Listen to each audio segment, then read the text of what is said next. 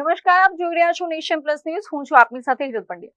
દેશભરમાં ઘેરાયેલા NEET UG પરીક્ષા વિવાદ અને વિદ્યાર્થીઓના વિરોધ પ્રદર્શન વચ્ચે કેન્દ્રીય શિક્ષણ મંત્રી ધર્મેન્દ્ર પ્રધાને ટ્વિટર પર એક પોસ્ટ મૂકી છે, જેમાં ધર્મેન્દ્ર પ્રધાને વડાપ્રધાન નરેન્દ્ર મોદીને પોતાનું રાજીનામું મોકલી આપ્યું હોવાની વાત કરી છે. નીટ પેપર લીકને લઈને સરકાર સામે વિરોધ પ્રદર્શન કરી રહેલી કોકરોચ જનતા પાર્ટી કેન્દ્રીય શિક્ષણ મંત્રી ધર્મેન્દ્ર પ્રધાનની રાજીનામાની માંગને લઈને અડગ હતી.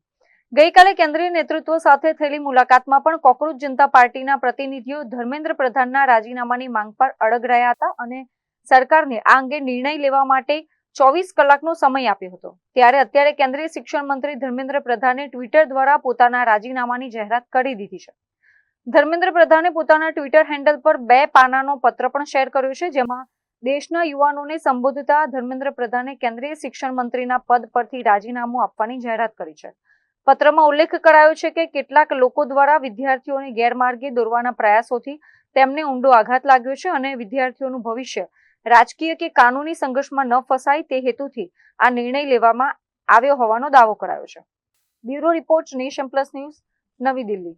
સમાચારોના સતત અપડેટ મેળવવા માટે અમારી નેશન પ્લસ ન્યૂઝની યુટ્યુબ ચેનલને સબસ્ક્રાઇબ કરો, બેલ આઇકન દબાવો અને જોડાયેલા રહો ફેસબુક, ઇન્સ્ટાગ્રામ અને ટ્વિટર પર.